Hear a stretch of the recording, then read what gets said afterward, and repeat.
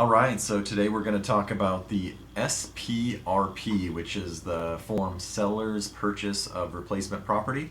Sometimes you will go to list a home, and one of the biggest fears that a seller has is that they are going to be homeless. They go, I don't want to sell my house, and I won't have anywhere to move, and my house will close, and I'll be out on the streets. And that's not going to happen because you are going to protect your seller with this form. So the very first thing you're going to do is you're going to include this form via a counteroffer. I'm not going to pull up the counteroffer here. I'm just going to say check the box for 1D on the counteroffer. It's going to say additional addenda, and then you're going to type in SPRP, which then includes this as part of your counter.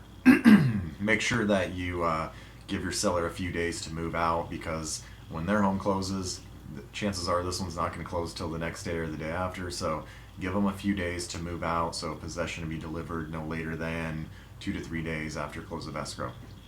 Now for the SPRP form, let me pull up my little pointer thingy and we will get started. So it's an addendum to the purchase contract. You're going to put the date here. You're going to put the property address of your listing, the buyer's name that wrote the offer on your property, and then here is your seller's name. Section A makes it contingent on finding a replacement property. So this gives your seller 17 days to go find another property. 17 days come and go. If they haven't found a property, no big deal. They can either cancel this or they can ask for more time. It's usually not that big of a deal. If the buyer loves the house, they'll usually give them some more time. Section B, you would check this if your seller had already entered a contract to buy another property. You'll put the escrow company here and the escrow number here. And then I always recommend that you check box C right here, and that makes this contingent on closing the replacement property. This makes it contingent on finding it.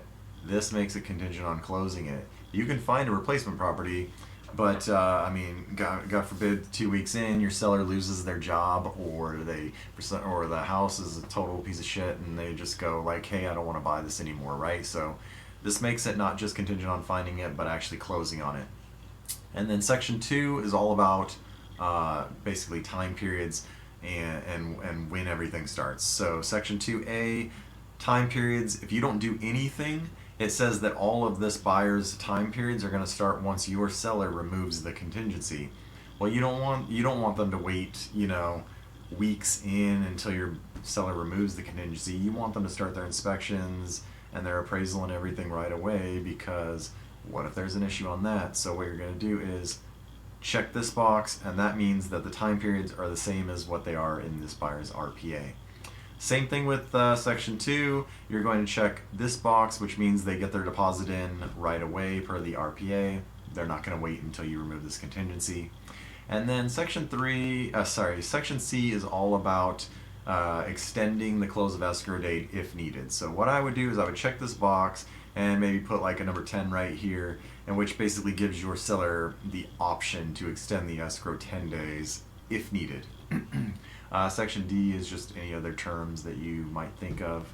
And then number 3 just says even after the expiration of the time period up here, the contingency still remains until it's removed in writing. So that's all for the SPRP.